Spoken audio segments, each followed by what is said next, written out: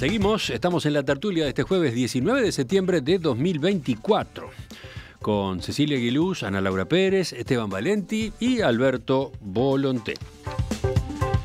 Vamos a otro tema de las últimas horas, un tema diferente, bueno, pero vaya si tiene que ver con la política o con desafíos pendientes en materia política. Mauro Martínez, conocido como el Gordo Mauro, murió ayer como consecuencia de los balazos que recibió el martes de noche mientras miraba un partido de fútbol en el Polideportivo Carrasco. Este hombre de 28 años poseía 5 antecedentes penales y estaba aparentemente vinculado con una banda de narcotraficantes que opera en el barrio Villa Española de Montevideo. Según informó Montevideo Portal, 3 personas que habían llegado en una camioneta Fiat comenzaron a disparar contra un grupo de espectadores que observaba el encuentro de fútbol. Los atacantes huyeron rápidamente después de ejecutar la balacera. Martínez recibió un disparo en la cabeza que le provocó pérdida de masa encefálica. Una mujer de 18 años recibió un impacto en la espalda.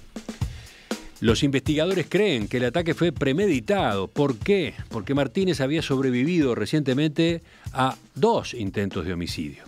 A mediados de agosto, cuando se disponía a ingresar en su auto a un complejo de apartamentos en Ciudad de la Costa, se acercó una persona que disparó varios balazos contra el vehículo a escasa distancia. El conductor resultó ileso gracias al blindaje de los cristales del auto.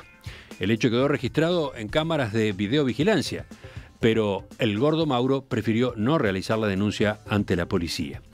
Días después, el mismo automóvil blanco fue atacado nuevamente a balazos, esta vez en Villa Española, pero también en esa ocasión el propietario optó por no denunciar lo sucedido. Según fuentes policiales, los 3 hechos se explican como un ajuste de cuentas por la desaparición de cocaína que el Gordo Mauro habría robado para después comercializarla en provecho propio. Bueno, es un hecho al que hay que prestarle atención. Es un hecho que no pasa desapercibido en la crónica policial, esta que viene tan cargada de asesinatos, en particular de asesinatos. Ana Laura, a ver, ¿cuáles son tus comentarios? Bueno, yo juego al fútbol en el Polideportivo Carrasco, conozco ese lugar, me parece que es importante, o sea, es un lugar donde hay 9 canchas que funcionan en simultáneo, es un lugar enorme que probablemente a esa hora, yo he estado a esa hora un día de semana, está lleno de gente, hay niños, montones de autos, además una entrada como con corredores que se llena de autos donde es difícil salir y volver a entrar, ¿no? Digamos, se genera como una sensación de encierro por momentos. Y entonces, o sea, me interesa hablar también como del episodio porque me parece un caso extremo de una serie de cosas que son generalizables. Está bien, lo que se dice es como la persona, como esta persona no hizo la denuncia, aunque intentaron 2 veces atentar contra su vida y él no estaba dispuesto a hacer la denuncia, obviamente por las características de su giro profesional, digamos, por eso no hace la denuncia. Entonces la policía poco podía hacer. Bueno, la verdad a mí me preocupa que la policía pueda hacer poco, porque el problema no es que esta persona no hacía la denuncia, el problema es que había sicarios circulando por Montevideo, entrando a lugares donde había, insisto, cientos de personas, porque esta chiquilina de 18 años que recibió un balazo en la espalda y que esperemos que se recupere y que no sufra secuelas permanentes, pero está muy grave, sufrió como resultado de esto, podía haber sido... para quien conoce ese lugar, podría haber sido 10 veces peor la situación, por la cantidad de gente, por un montón de cosas. A mí realmente me preocupa que la explicación para que no se pueda hacer nada sea porque la persona, porque los narcos no van a denunciar que alguien los trató de matar, eso no es una cosa que va a pasar, no vamos a poder accionar sobre eso. Pero hay una camioneta, un auto, que luego fue incendiado, que circulaba con sicarios, que estaba dentro de un lugar lleno de niños y del que después de 2 intentos de asesinato, o sea, más aviso que ese de que esto podía pasar, no había. Entonces, ¿cómo no se pueden tomar medidas en un contexto como este, en una situación como esa, cuando alguien incluso está en un contexto que realmente es como muy peligroso? ni hablemos de, bueno, si no se puede hacer nada acá, imagínate vivir en la esquina de esta persona, Sí, sí, ¿no? O aclaremos sea, para los oyentes por las dudas que esos dos antecedentes, los dos hechos previos, fueron ujú, absolutamente públicos. Por sí. ejemplo, el intento de Uno de asesinarlo los dos está cuando ingresaba, filmado. cuando ingresaba con su auto al complejo residencial, eso quedó registrado en cámaras de videovigilancia y se pasó en los informativos de televisión. Correcto. El otro intento por acribillarlo en el barrio de Villa Española también fue cubierto por los medios y apareció en los noticieros de televisión. O sea, estamos hablando de noticias que circularon, ¿no? Por eso, entonces, la verdad, en un caso como este, que es súper público, que se sabía, que hubo avisos de todo tipo, no podemos evitar que una pobre chiquilina de 18 años se herida en la espalda, podría haber habido niños heridos, montones de otras Mm. personas que estaban alrededor. O sea, si no podemos esto, no sé qué podemos. Y por último, nada, una observación, paréntesis, pero que me surge, porque muestra esto, ¿no? En esta discusión de que los allanamientos nocturnos nos van a salvar de todos los males, por supuesto que esto lo que deja evidentemente sobre la mesa es que los narcotraficantes que están de un cierto nivel hacia arriba viven en un barrio y operan en otro, ¿no? Uno de los ataques fue en su casa, que es en Ciudad de la Costa, y él tenía una banda que operaba en Villa Española. O sea, no era la casa de él. No iban a encontrar mucho en la casa de él, Mm. probablemente. Interesante para los vecinos de Ciudad de la Costa enterarse de quién es el Exacto. que vive al lado, ¿no? El que vive en ese complejo residencial. Esa es una de las tantas vueltas que tiene este asunto. Otra, la aporta un oyente, dice, en el Polideportivo Carrasco y en estos días se juega la Uruguay Cup. ¿Saben qué es eso? Es el mayor torneo privado de baby fútbol que se juega en nuestro país. Hasta vienen Correcto. delegaciones del exterior, dice el oyente. Bueno, allí fue que este martes pasó eso en horas de la noche. Seguimos. ¿Vas tú, Esteban? Sí, yo creo que ¿por qué tratamos este tema en una tertulia política que es de crónica policial? Porque es un hecho político, porque además está asociado a otro que pasó la semana pasada. ¿Qué sucede? El narcotráfico es una pirámide a nivel mundial, en el sentido que hay muchas pirámides, pero no funciona horizontalmente. Sí, está claro que arriba están los que proporcionan las drogas, los que las traen, los que las exportan, que no viven en los barrios carenciados, ninguno de ellos. Tienen mucha plata, muchas armas a disposición, digamos, y sicarios. Los sicarios son hoy parte integrante de la pirámide. Pero la pirámide está unida, además de por lo que sube y baja, que es la plata, que es muy importante, lo que sube y baja, que son las armas, por las reglas. Es decir, si un tipo se roba la droga y no le pasa nada, no es que afecta solo a ese sector, afecta las reglas que rigen el narcotráfico. Entonces, este hecho de que lo hayan tratado de matar 3 veces es porque no puede dejar de pasar que un tipo se roba a una banda de narcotraficantes y queda impune. Eso no, o alguien no paga su deuda del narcotráfico y queda impune. Eso no pasa. ¿Qué pasó esta semana? Una red que venía del Comando Capital que lavaba dinero aquí. ¿Tá?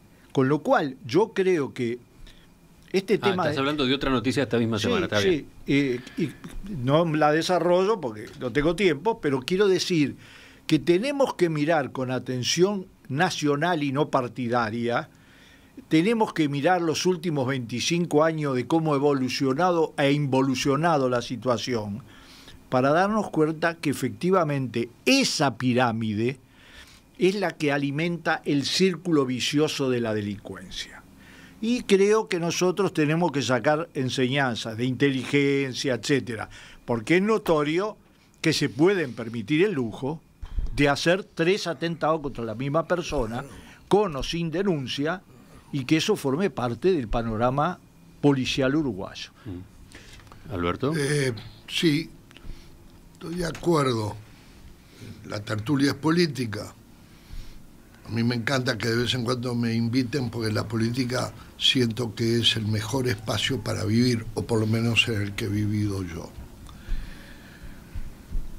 2 cosas. Una estrictamente jurídica. se dice, pero pasó lo que pasó y no se hizo nada porque no quiso denunciar este señor. Hay una respuesta. Los fiscales pueden actuar de oficio. Es más, es común, los diarios, los informativos, alcanza que aquí, Emiliano, en la tertulia cuentes algo, que un fiscal toma nota y dice, se dijo esto, voy a investigar el hecho. No quiere decir condenar, no quiere, investiga de oficio. Así que, si acá no ha habido nada, no es responsabilidad de la policía. La policía no puede actuar de oficio. La policía ante el hecho actúa, ante el hecho. Ahora, la denuncia corre por otro lado. Hay dos tipos de denuncia. Una, la denuncia que tiene que hacer la persona, está establecida en el código, y la otra, todos los delitos, que son la gran mayoría, casi la unanimidad, donde los fiscales tienen la obligación de actuar de oficio e investigar. Punto y aparte. No hay que sacar conclusiones. La segunda, estoy viendo, y me parece benéfico, que todos los partidos políticos y todos los candidatos le dan prioridad al tema de la inseguridad, pero también están advirtiendo algo que, tomando un poco lo de Esteban, es muy claro. El delito tiene diversos círculos. En este momento, antes no, tiene un casco duro, es el narcotráfico. Y el narcotráfico y el crimen organizado van de la mano. Entonces, la inseguridad restante es consecuencia de un mal fundamental que es el narcotráfico y el crimen organizado. La futura política no quiere decir que este gobierno no esté haciendo, porque lo está haciendo, me consta, y sobre todo este excelente ministro del Interior actual, este muchacho Martinelli, a mi juicio, que es decir, la inseguridad la tengo de combatir, que es hurtos, rapiñas, el delito común, si se me permite, pero donde hay que hacer una política que va a tener que aplicarse muchísimos recursos, sobre todo mucha inteligencia y demás, es para combatir el narcotráfico. El problema de combatir el narcotráfico, el gran drama universal, es el temor que influye aún sobre los actores, jueces, fiscales, policías, actores, políticos, sobre todo porque las venganzas, los llamados de atención que a veces uno ignora, las extorsiones, todos son terribles. Entonces hay una suerte de, no digo temor, preocupación de saber cómo radicalmente dice, voy a enfrentar al narcotráfico y estos son los recursos, esta es la inteligencia, etcétera. Y separar eso, aunque complementariamente, de una gran política que tiene que ver con la seguridad pública. Y allí, y termino, Emiliano, cuando se discute sobre represión o prevención y políticas preventivas, todas las políticas sociales que comparto que hay que hacer para disminuir la delincuencia general y la inseguridad general están muy bien, pero con el narcotráfico y el crimen no hay medidas sociales, hay solo medidas, ojo, de inteligencia y de represión y recursos, porque si algo les sobra a ellos en el mundo son los recursos. Cecilia. Quiere decir que esto políticamente tiene un gran valor, que es que todos se pongan de acuerdo en reprimir el narcotráfico. Un último comentario. Pero que me está pidiendo la palabra Cecilia, vamos con ella, bueno, ¿sí? se la doy. ¿Sí? Bien, yo lo que quería decir es que este hecho policial o esta noticia criminal en realidad es perfectamente analizada desde el punto de vista político, porque no es un hecho individual en realidad es una conducta que ya hemos visto muchísimas veces y hemos discutido muchísimas veces en esta tertulia como problema de seguridad pública. Y específicamente vinculada también la seguridad pública, sobre todo en estos últimos años, al aumento del narcotráfico, con el aumento también de delitos violentos. Estos homicidios que son violentos y que por supuesto no tienen un registro previo, porque ningún delincuente va a ir a hacer la denuncia de que está siendo amenazado, en definitiva tienen que ser investigados de otra forma, y tiene que ver esto con tener una inteligencia policial que en nuestro país no tenemos. Yo creo que no es un hecho político en sí, ahí discrepo un poco con lo que decía Esteban, pero sí es el análisis de la falta de una política pública en seguridad eficiente. Y por eso yo sigo sin entender por qué no se acepta la propuesta de generar una emergencia en seguridad pública para tratar específicamente estos temas que tienen que ver con el narcotráfico. Hace un tiempo, acá debe ser como un año, discutíamos con otra integración de la tertulia, alguno de los compañeros seguramente estaba, que estas cosas eran ajustes de cuenta, que pasaban en algunos lugares y que era la gente que estaba vinculada al crimen organizado, y yo me acuerdo que me enojé bastante en la tertulia esa porque decía, no, esto nos va a tocar a todos en algún momento porque va a salir de ahí, esto va a escalar. No va a escalar porque en realidad está como focalizado, decían algunos compañeros. Y en verdad ha escalado tanto que hemos tenido niños muertos por estas situaciones, adolescentes, ahora una persona baleada, que podía haber sido cualquiera de los que estaba en ese lugar. Pero además no podemos ser ignorantes y pensar que quienes están en el narcotráfico viven en un determinado lugar y que de ahí no se van a mover. Es como decía Ana Laura, pero aparte no los vamos a encontrar solamente en, no sé, en Carrasco, por decir algo. Pero te menciono otro episodio reciente que a mí me resultó particularmente serio y que yo creo que no tuvo demasiada repercusión o la que debió haber tenido. Hace pocas semanas un vehículo circulaba por Avenida Damaso Antonio de Larrañaga, cerca del Antel Arena, digamos. Estamos hablando de una avenida importante, ¿no? Cerca del Antel Arena, iba rumbo al centro, digamos, rumbo al Parque Valle. Al llegar a un semáforo, se le puso al lado otro vehículo, bajaron de allí los sicarios y acribillaron a quienes viajaban en ese auto, en horas del día, a plena luz del día, por supuesto, en un lugar donde había otros autos, donde había otra gente, en una avenida importante, una avenida de gran tránsito de la ciudad, ¿no? Eso pasó. ¿A cuántas personas más pudo haber afectado ese incidente? Por suerte, en esa ocasión no hubo heridos, pero imagínate que estás al lado, que estás atrás de ese auto, cuando pasa eso, en plena vía pública, ¿no? Pero es lo que pasó acá con esta chica que la terminaron baleando. Acá en Salto hubo el otro día un caso similar. Acá hubo un homicidio también por ajuste de cuentas en un barrio acá de Salto, que está a 6 cuadras del centro, y que también fue en una hora transitada y que vinieron 2 muchachos en una moto, 2 sicarios en una moto. Entonces, no es verdad que estamos lejos de todo eso. Porque en ese momento y en esa avenida también acá estaba pasando mucha gente porque era un poquito más tarde de la hora de salir de trabajo todo el mundo, un día que estaba calorcito, o sea que estaba todo el mundo en la calle. Entonces, no podemos normalizar este tipo de cosas. ¿Y qué vamos a esperar? ¿El cambio de gobierno? ¿Por qué no discutimos ahora lo que propuso Manini? ¿Por qué no lo discutimos? Porque lo propuso Manini. Está claro que la política de seguridad en este aspecto no ha funcionado.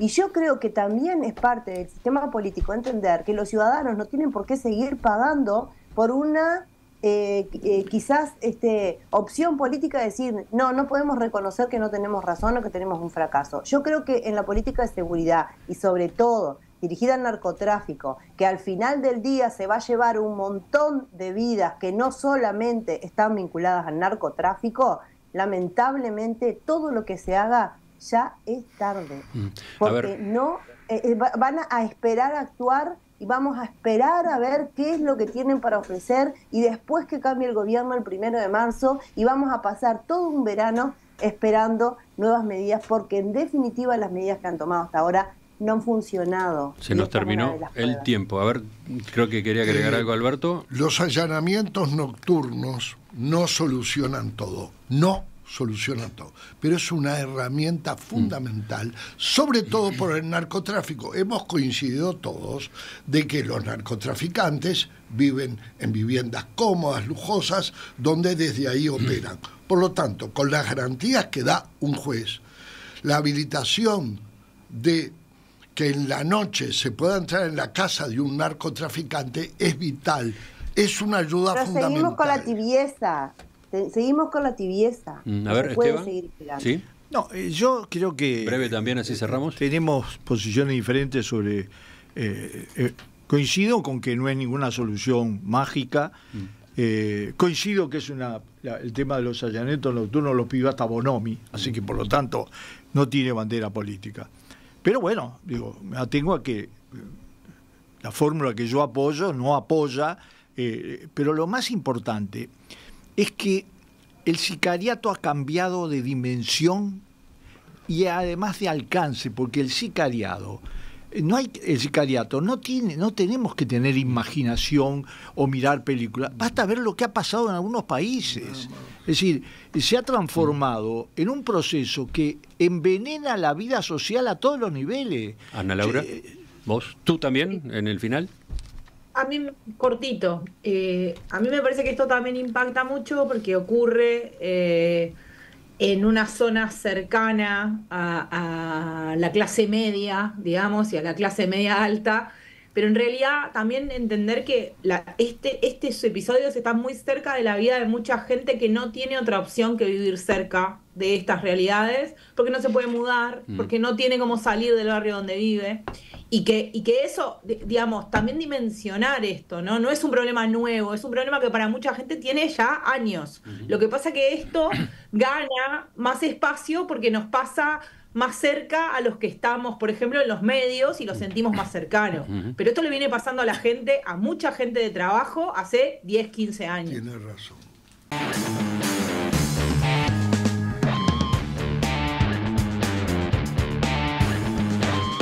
Cecilia Eguiluz, Ana Laura Pérez, Esteban Valente, Alberto Volonté, gracias a los cuatro por acompañarnos hoy.